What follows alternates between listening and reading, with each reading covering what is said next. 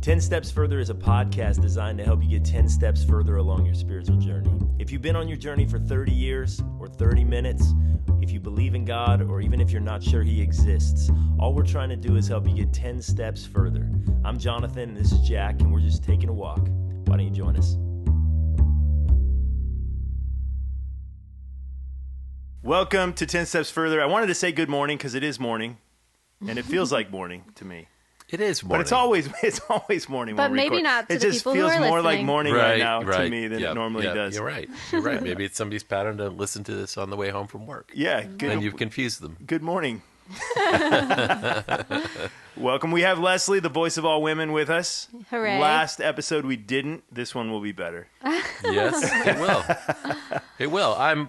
You guys know I love the Book of Psalms. In fact, we did our last podcast, which was called Insomnia, and when I usually pull my Bible over in the middle of the night, I read through the Book of Psalms. So I want to read you some verses. The theme is the more things change, the more they stay the same. Okay. Right. There's certain things that change. Many things have changed, but there are certain foundational principles and the way life works and all of that kind of thing. Let me start. All right. All right. Psalm 37:25 says this: "I was young and now I'm old, yet I have never seen the righteous forsaken or their children begging bread." Okay, take a look at that first statement. I was young, now I'm old. Okay, so that the last part applies to me for sure. Okay, so like I was young and now I'm old. You guys were young, now you're Older. Yeah.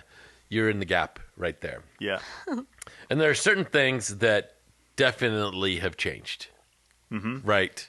In our lifetime, certain things that are happening now in culture that we don't get. Right. Technology. Even that I was young and now I'm old. So I was watching, because even that's changed a bit, like what it means to be old. Oh, yeah, sure. Right. So I was watching this old Steve Jobs interview, because that's the kind of stuff I watch on YouTube. It's like an hour-long interview, and I'm watching it, and there's this point where they ask Steve Jobs, like, the success of his company, how much of it has to do with the fact that you hire these really adventurous people, and they name this guy, and the thing that is notable about him is he went hang gliding at 40. And I'm like, have 40? Like,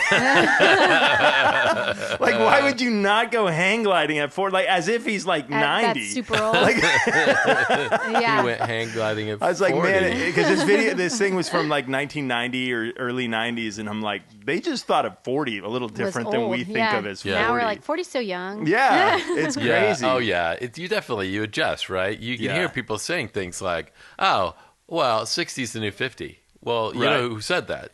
Somebody who's 60. Yeah, who's tired of being called old. Yeah, 100%. 100%. I think I'm okay with it. In fact, I've kind of made up my mind. I don't know if you guys know this, but what I want to do is I want to show people what it looks like to age gracefully. So you'll never hear me complain about my age. You'll never hear me not say it. Like everybody knows how old I am. Yeah. I turn 59 in the fall.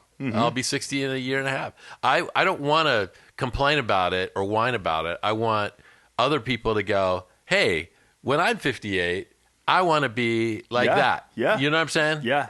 Right?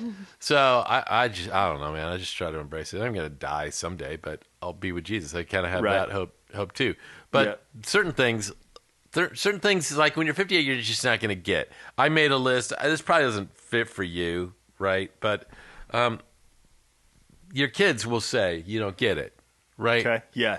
You're too old. You don't get it. Right. Not yet. My kids think I get everything. Yeah. Yeah. But like for me, like I don't get rap. Not really. Okay. You know, I actually do listen to some rap, but it's Vanilla Ice? No, it's a guy named Tom Misch, but he's a jazz musician who has some rap in it. Right. So it's kind of this mashup of rap. We're not good at video games. Right. I know that to be true in your house.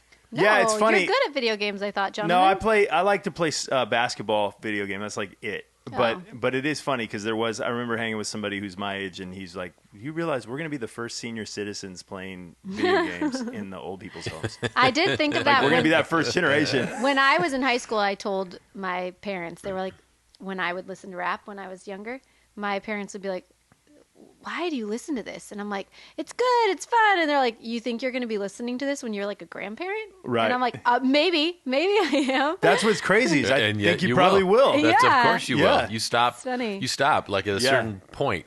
I don't, because I listen to whatever my kids listen to, and I try to Right. get into it as much as possible. But Yeah. but there are, here's a funny thing. How many restaurants do you go to? All 80s, all the time. Yeah. Mm-hmm. Yeah. It's weird. Yeah. Why Yeah. is that? Well, right now, 80s, like my daughter is kind of digging the 80s and stuff. 80s is kind of cool right now, It's like the because clothing and Everything is goes early. out and then it comes right back in. Yeah. Yeah. Because when I was a kid, it was like I didn't like 70s stuff, but I liked 60s, 50s, as far as music went. Yeah. And so, like, I feel like it skips the generation right before you.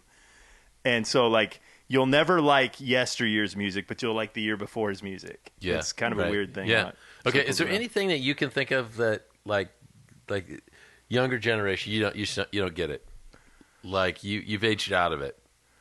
My kids, when they were like Leslie's kids' age, would spend hours watching other people play video games. Well, that's Like actually they would play that is actually a Minecraft. thing. They would, Right. yeah, and that's just like, isn't it more fun to play the game? Yeah, my kids have gotten into YouTube in the last year, and I have the same feelings towards it. I think some of it's really weird to me, Right. and some of it's Opening toys. They don't do that one. They Really? don't do that. Oh, that's common. I think that is very common, and I'm sure Beckett is his age, like at 5. Right. That would probably be something that that age group would be interested in. But he has 2 older siblings who Right. watch like, I don't know, the weird stuff, and they know when they're gonna post next. Right. And I don't really get it. Matt and I were like, this is so boring. There's no like theme. I don't know. Well, we grew up watching a show, and then what's going to happen to Stephanie the next Right. episode? And now it's just like you just watch an hour in their life Yeah. while they're in the supermarket. Yeah, vloggers. It's all Yeah. vloggers now, and Yeah. it's a different type of thing. Yeah. Yeah. Yeah, all sorts of stuff, changes, right? Clearly, technology, or like there's older people that don't get Instagram and social media, which of course I'm in that group. Right. But certain things don't change, all right? And I think that in Psalm 37, it gives us some habits and patterns that we can put into our life that lead ultimately to success. Psalm 37 has some of my favorite verses in the entire world. So we're going to look at some of them, all right? Okay, verse 26 says this, Psalm 37, 25 through 28. Okay, it talks about people who are successful. They are always generous. They lend freely. Their children will be blessed. Turn away from evil, do good, then you'll dwell in the land forever. For the Lord loves the just and will not forsake his faithful ones. They will be protected forever. I mean, I don't know. Who doesn't want that? Right? Anything in there kind of jump out at you? Leslie? I just love like be generous and be blessed. Just we've made this analogy before, but you just like love it when you observe your kids giving something that's theirs freely to other people, in knowing that it's in knowing that what you have to give somebody else is going to make them happy or enjoyed. Are you at that place where when you have the opportunity, like, and you give to somebody, that you just have that great sense, that great feeling? For me or Yeah, my kids? for you. Oh, I love giving things. I mean, that's like what I think that's why I've always loved to host, because I just love the idea, and I don't have all the fancy stuff when I host. Like, you might not have a clean house when you come over to my house when I'm hosting, but I just love that, like Matt and I said when we got our house, like we've been given a house, and this is like fully been given us to us by God, and we are so happy to have anybody over anytime that they want to come over, because it just feels so good to bless somebody with a meal, or with like time together intentionally, or with taking care of somebody's kids. I think that that's one of my favorite ways. I feel so filled up when I can like give in that way to somebody else. I spoke on hospitality, and I didn't say that, but I wish I had. Like, I think the most hospitable people aren't clean. or they're not panicked by it, right? Like you could just have people, oh, and I know that about I never ever walk into Leslie's house and go, golly, I wish you'd cleaned it up for me. But I do notice that like it doesn't matter. The people matter. Right. The stuff and the tidiness doesn't matter. Right. There's this, again, YouTube. I watched this other interview. The most successful YouTuber that is out there. He spent like 6 years before anybody even knew who he was, but he's got the biggest following from what I can understand.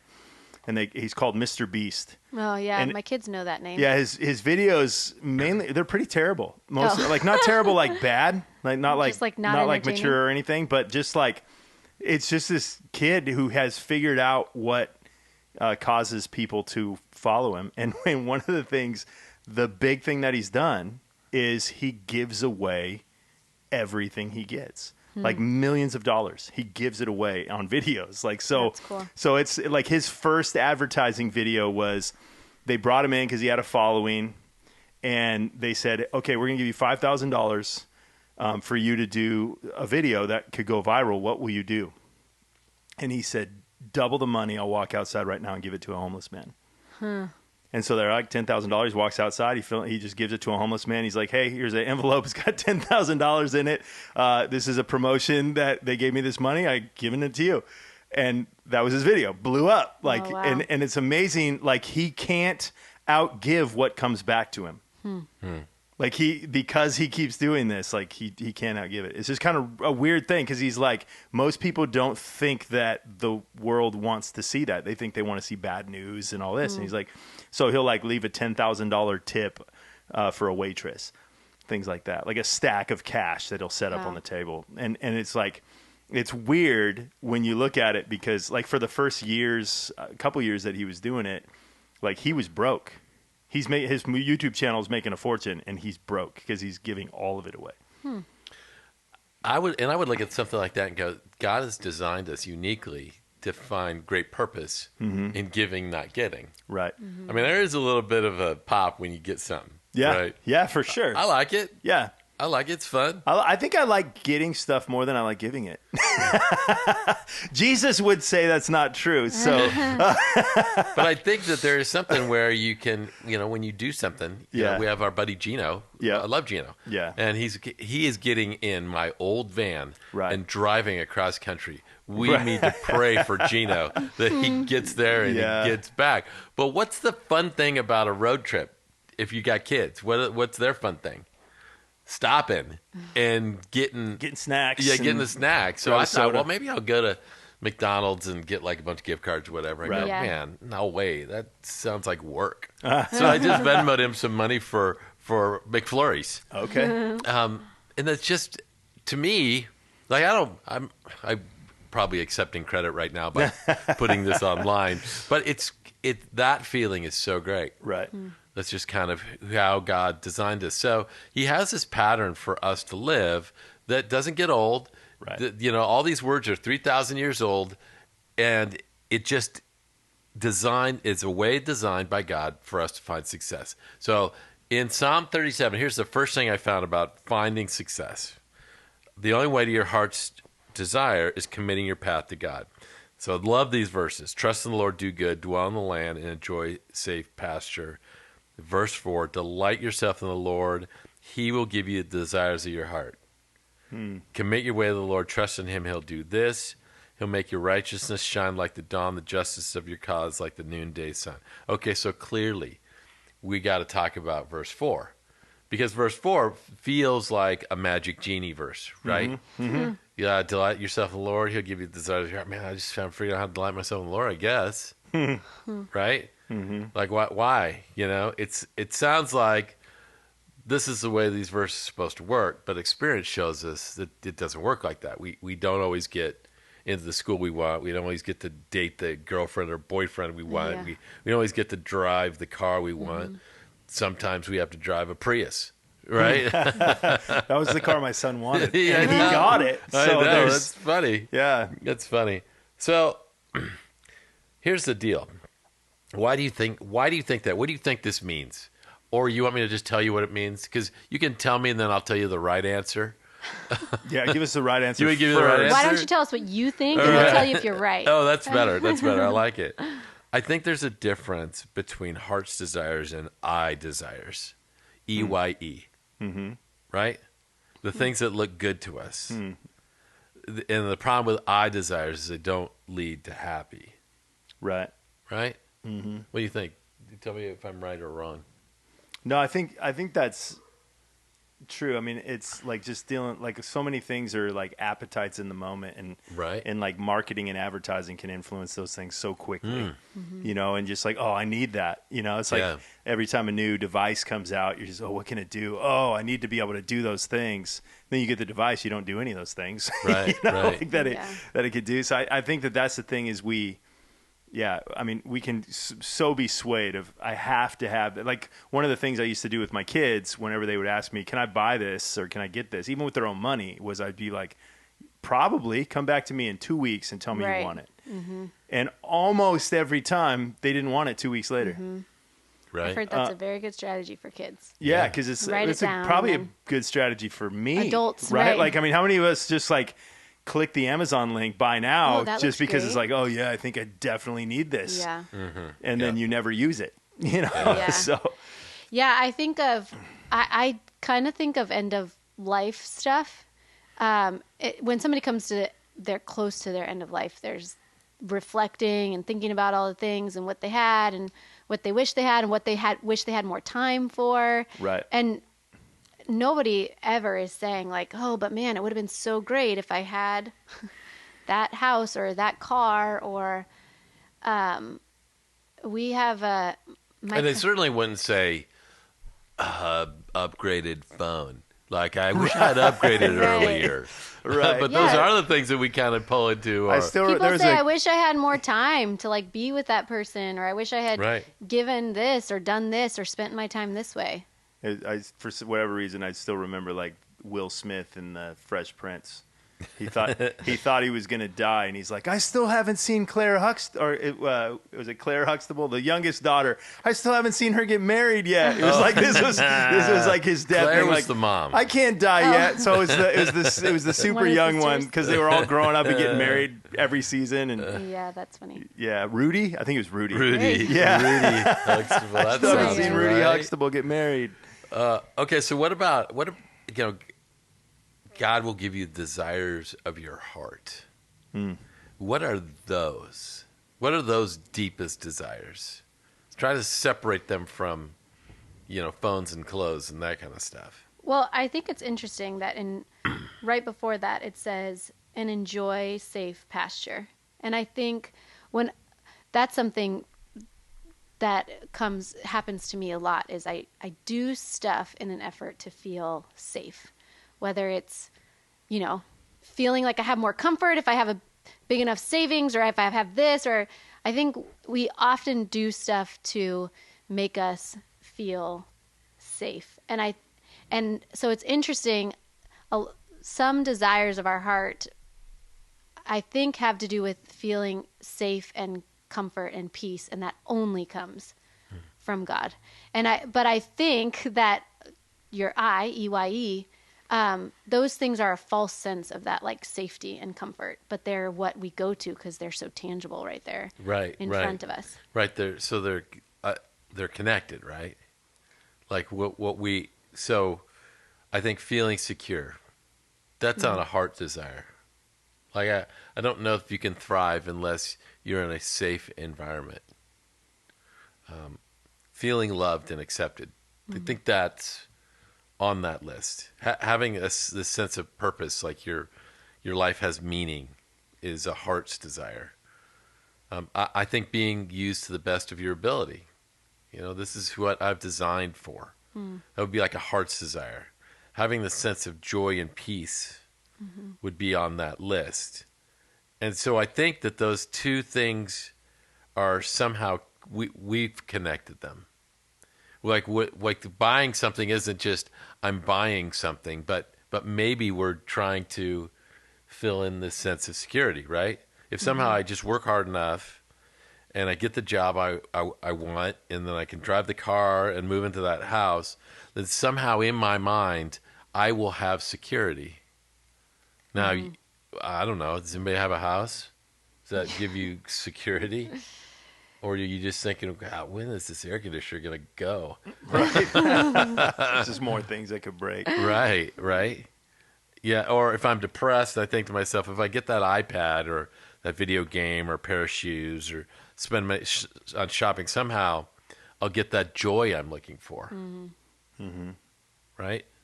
If I'm feeling insecure, maybe if I get in the right relationship, boyfriend, girlfriend, whatever, get married, then I'll feel valuable.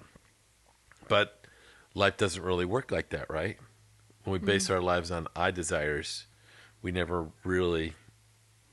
Yeah, it's it's almost like a trick, like a code in the phrasing. It's like delight yourself in the Lord and he'll give you the desires of your heart. It's kind of like if you want this, then you'll have that.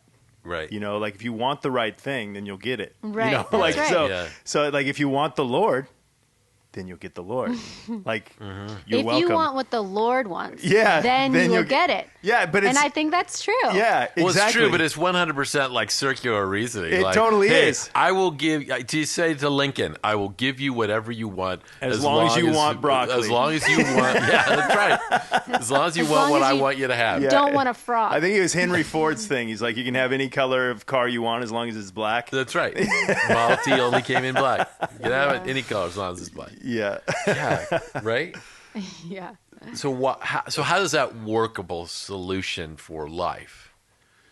Because it seems like a hard sell for people. Well, I think those of us who I don't know, when like Corey Ten Boom, who was in the Nazi concentration camps and saw horrible things, made the statement that you'll never know that God is all you need, or God is all you need until God is all you have. And she just became this godly woman and godly voice in her lifetime, where she got to just share God's goodness from a dark place, like where nobody else has experienced. And like there is something, you know, it's just like the very fact that the desire of your heart is to delight in the Lord. Right. Like Right. that's what your heart actually is after. And you're trying to fill it with everything else, and so you're not meeting the desire, because you're like, that Ferrari is not going to meet that desire of your heart, because the desire of your heart is already one directional. It's already going towards the things of God. It's already going towards God himself. And so it's like, if you want to satisfy that desire, who was it? I think I was talking to my wife, who's working in the real world. And she's, you know, and there's all this stuff going on. She doesn't sit around talking on a podcast. So, but she was talking about, like, there's this whole the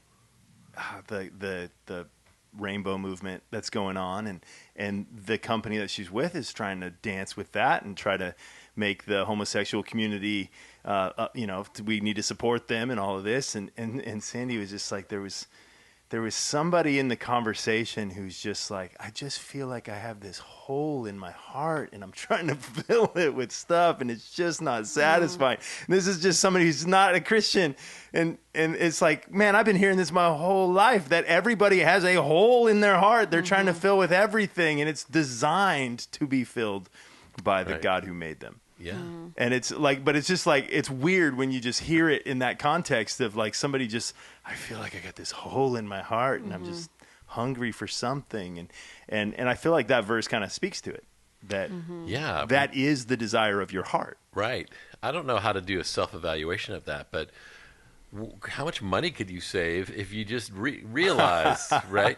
So Right. what God wants to give you is security. And, you know, for me, Right. as a pastor, I can't speak for everybody. Right. But there's all kinds of ways to get security, and it's Right. to have a, you know, better, you know, church or larger or Right. building or whatever. Right. We were all in the staff meeting watching a video yesterday, and this guy's a great communicator, but he communicates very often how large his church is.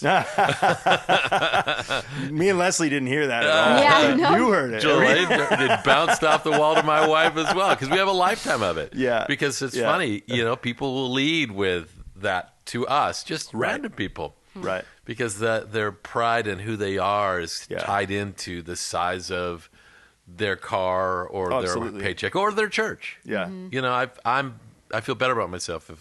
Yeah, So for sure. you can do all of those things. My only joy and my only security has to come from I'm doing what God has called me to do. Right. If I live in that space, I'm better at what I do. Right. And I don't have to, measure myself with all these other people. Yeah. I think it would be a cool practice because I was just thinking, I fully believe that the more your heart is in line with God's heart, then you just naturally desire the things that he desires, even if sometimes it's at a detriment or a sacrifice to you. I think that's so true.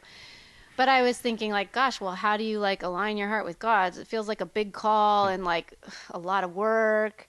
But it would just be interesting if like you spent time journaling of like what made you really happy in this day, or if it was a yuck day, like what did you do in your daily life? Like who were you with? What did you spend your time doing? Were you on social media a lot? Did you, buy a bunch of stuff? Did you go to did you lead a kids group for one day? Or I just think that if I actually took the time to write down reflections of like how I felt in a day and what were the things that consumed my day, did I just sit at a computer and send emails, or did I meet somebody for coffee, or did I, like fulfill some leadership role or whatever that looks like? I just think one, you would for sure know, you would start to hone in on things that you're gifted at, because I think when you are living into gifts that have been given to you, something that would fill me up would be different from Jonathan, likely.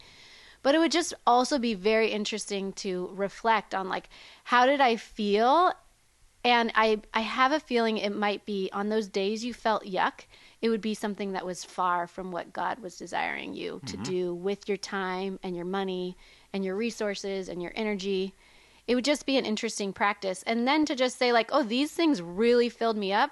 Maybe I need to intentionally spend more time or spend more money or spend more whatever in these areas. It's one of the lines in that passage that you read was do what is good or do what is right, something like that. It's like really, as much as that seems like, oh, that's just a Passover line, like, of course, yeah, do what is good, okay, and then we move back. But it's like, really, like if I evaluate my week, did I really spend a good any time, a significant amount of time just doing what is good? Like not doing what is bad is different than doing what is good. Right. Like just do what is good. Do good things. Like I feel like the testimony of the passage is true. I've never met somebody who has just habit of doing what is good that is struggling. Like, Right. I mean, they're going through hard things, Of course. but as far as like people are willing to help them. People are coming alongside of them. Like this person, I had a conversation with a friend last night, and he started a ministry, and he's got this lady coming who used to be part of stuff that I was doing, and her daughter went to high school with me. So she's now a grandmother age, gray hair, old lady. And he's kind of like 59, yeah, 60, something like that. Yeah, I don't know. 60 is a new 50. But he's intimidated a little bit. Like he loves her, but he's intimidated by her because of her reputation. Because she has been, like, she was there for me when I first started, and she's just always been this encourager, and she's just known as somebody who just does good. Like you go around her. I remember when they got a new basketball coach, and she's not even a basketball fan. This was at the local high school. She made him cookies. Like day one, first game, brought him cookies. Like she's just that person. And when life goes south for her, she's got 100 people that will make sure she's doing all right. Right. Yeah. Well, I just think of, in that word, do good, I think of how many things that I do throughout my day that are important. I have to clean my house. I have to put the laundry in. I have to like shuffle my kids in and out. But none of those are really good. Right. I mean, how often do I sacrifice like sitting next to my kid on the couch and having a meaningful conversation, or sitting face to face and playing a card game? I don't prioritize that sometimes over sending that last email or sweeping the kitchen floor. Or it's just interesting how many things that we consume in our day, how many hours are in our day, and they're not all being used to do good. And that doesn't mean that they're bad. Right. I just think that, are we intentionally using the time that we have to do good. You're never going to close the loop on this because, No. Yeah. But the more the more you pursued this one thing, then you got the security that you would always hope for, that you'd look for in boyfriends or money, or you got the joy that you always wanted, that you look for in buying something on Amazon, or Right. you got the peace that you always hope for, so you could sleep good, that you used medications to fill. What if this one relationship would give you that? And that's what this is saying. Right. Okay, so I'm going to give you a second point. All right, to get to your heart's desire, you have to learn to wait. Psalm 37:7, be still before the Lord. Wait patiently for him. Do not fret when men succeed in their ways, when they carry out their wicked schemes. Refrain from anger, turn from wrath. Don't fret. It leads only to evil. Okay, I want to point something out that I don't know what we think about too much. Worry is something we all do, right? Some more than others. Jonathan. Yeah, I don't know why I instinctually looked at you when I said that. It just did. But it becomes so prevalent that we don't really think of it as a bad thing. It's just a thing, right? Right. Like of course, I'm having a difficult time at work and I'm worried about it. And then somebody says, well, yeah, that's okay. Anybody would worry about that. Mm-hmm. Well, you know me. Mm-hmm. I'm a worrywart.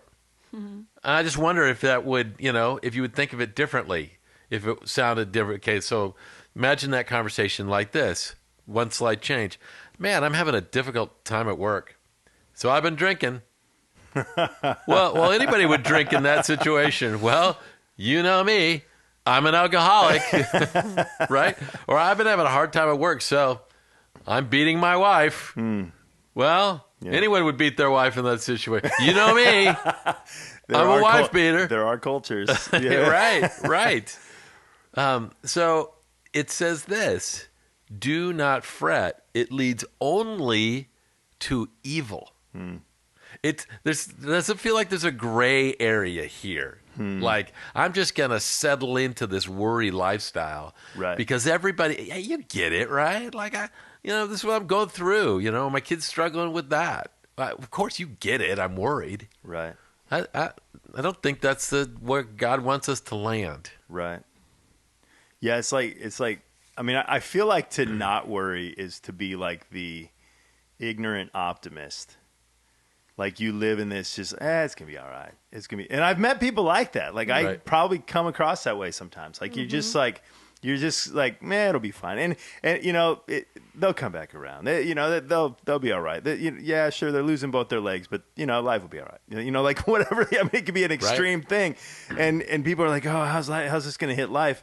And I don't know. It's just kind of a weird deal because like, most of the time, I guess maybe this is the gold in that is that most of the time you're right. Mm-hmm. Almost all the time you're right. It's going to be fine. Yes, every once in a while it's devastating. But I feel like that's kind of part of this, like this worry is just like worry is experiencing something bad that actually hasn't happened. Yeah. And may never happen. Yeah. Probably won't. But when you worry, you feel like you're actively doing something to control a situation. Right. And control gives people a false sense of security. Yeah.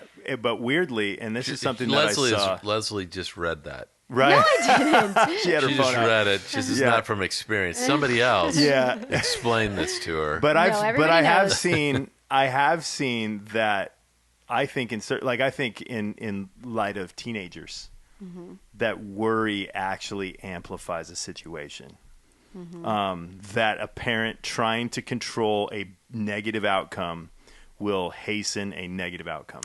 So let me ask you this question: how does worry lead to evil? What does that even mean? Well, I just know for me, every time I worry and then I try to control it and I try to fix the problem, one, it might never come to fruition.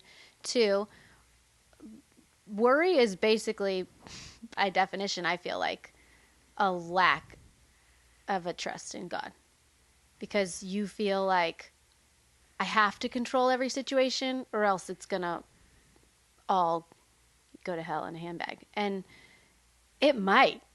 Right. It might all Right. go to hell in a handbag. My dad used to like lead me down the what ifs. Like, so then what if you don't get your report done? And I'll have to stay up so late. And then he's like, so what if you stay up so late? Then I'm going to be really tired. What if you're really tired? Well, then I'll be tired at school and I won't be able to pay attention. What if you, and it all goes The end to like, result is what? like, and then I'll be fine. I'll sleep And in on the then weekend. But it's, Yeah. and that's a small thing. And there's some things, you know, my daughter, probably some of it is taught, like not intentionally, obviously, but part of it is that she like lives with me. And so she naturally, but there are people who are naturally bent to have more anxiety or worry, I think. Right. And so I think that's legitimate, but I do believe that every time that I am worrying, I'm putting my trust and my confidence in myself and what I need to do or how I need to perform or what I need to do to control. And by nature, that's not trusting in my Heavenly Father. I think there's actually some purpose to those feelings that you have of worry and anxiety, right? Mm-hmm. Like something will bother you, and then it causes you to do something. So like, I am worried that I won't get this project done. So if I just think about the project and it never gets done, the worry just gets worse. If I actively do something to solve the project or to finish it, then the anxiety did what it's supposed to do. Right. Worry is this feeling, and I think there's like this ancient understanding of it's like a dog on a bone. He's worrying the bone. He's just gnawing at it over and over and over. And so that's what he's trying to avoid here. Right. It's not that there won't be anxious things that happen, but what will you do with them? So Philippians 4 says, be anxious for nothing, but in everything pray. So I go before God and do it. Doesn't mean you don't do anything to solve that issue, but you go before God first, and then you solve it. And then you can get to the place where you just leave it at God's feet. Right. I think as well, though, one of the things that you're saying is kind of where I feel like I try to force my brain to go is answering the question, what can I do? Like, not what could go wrong. Like, sitting in the what could go wrong is where you get in trouble, and where I believe you actually cause things to go wrong, versus what can I do to make it better? If I can do nothing to make it better, let's pray about it and let it be. Right. But if I can do something to make it better, because one of the things I think that probably causes moms, especially moms of young kids, to have worry is the fact that their kids are always trying to kill themselves. Basically. Right. You know, and so you just like, if I didn't grab your hand in the parking lot, you'd be dead 17 times already. Like, so now that's built into this trauma of how to keep kids alive. And so that's healthy in a way. Like you literally saved lives every day for however many years. At the center of OCD is the thought, it's an ancient thought. Right. That if I don't put the fire out in my tent when I go off to hunt, when I come back, all of my possessions will be gone. Right. So you leave, you come back to double check. Yep. And so that's at the center of OCD, is that you have to double check everything. Right. But of course, that's misplaced, right? Like, you don't have to be anxious for everything. So you have to create this moment in your life. I don't know why I'm giving you my OCD talk, but the OCD, so like you can have OCD that every time I get in a car, you're going to crash. And you have to get to yourself to the place where you don't convince yourself that you won't crash, that there's no possibility of crashing, because there is a possibility. Right. You just have to say to yourself, well, I'm getting in this car, and yes, there is that possibility, but I'm just going to do it anyway. Right. And that's, in essence, what we're saying is, look, yeah, there's a possibility that throughout this day, something bad may happen. Right. But I am entrusting myself to a God. And I think I always get to the place where I go, even if the worst thing happens to me, I'm in eternity with him. Right. That was one of the things that the pastor with 80 million people in his church that we were listening to. Jack's No, those are just the people he baptized. There's more people in his church than that. But he made a comment that I thought was great, because he said, we are safe. Like, the gospel says we are safe in death. It like the gospel isn't That's you're right. saved from everything Right. bad. Right. It's you are saved even though you may experience everything bad. And that is there's something there that like I think it takes a season to get into where you're just like, Right. though I die, Right. I win. Right. What's the name of that guy? Is it Mark Davis? Mark Clark. Mark Clark. Okay. He's a great communicator. So Yeah. if you guys are looking for somebody to listen to, I would highly recommend him. He's really, real good. really, really good. Okay. Let me give you the last one. You will stumble. The only question is, how far will you fall? Mm-hmm. Right? This is another words of wisdom, how to find success. Psalm 37. The Lord makes firm the steps of the one who delights in him. Though he may stumble, he will not fall, for the Lord upholds him with his hands. The New American Standard Bible puts it like this. When he falls, he will not be hurled headlong. And to me, what it's saying is, yeah, you're going to stumble. Right. You're going to fall, right? It will happen. But when you keep that relationship close, God will be there for you. He'll bring good from it. He won't waste your pain. Right. Well, and back in the context of parenting, I think just knowing that, right? Like, not only are you going to stumble, you're going to mess up as a parent, but like to be able to walk with your kids where they don't have to be perfect. Right. Like gives them such an advantage. Like just because that's the thing, you know, it's this pressure that your kids live up to. And it's funny because like I've talked about before, like I'm kind of from a different culture and now in a new culture, and both cultures have the same standard. They look at their kids wherever you're at, like because where I'm from and where I'm at, you look at your kids and you weigh them against everybody around them, and if they're not measuring up, you stress out and you worry for them. Are they going to be okay? But what's funny is I came from a place like the standard was a lot lower. Right. And yet at the same time, right. and so you looked at the kids and it was the same thing. Like if your kid was in the middle of the pack of the lower standard, everybody's fine. And it's like all the kids are going to be fine. Like they're all going to be all right. They're going to stumble, you know, and some of them are, I guess in reality, some of them aren't fine. But the fact that as a parent, you can look at him and you say, you know what, God's got him. He's going to get him through this. And the reality is there's a culture out there that we could put our kids in, and they're way behind. Right. You know, That's right. Take them to, I don't know, China, where kids are like training on everything from the time they're 4. Yeah.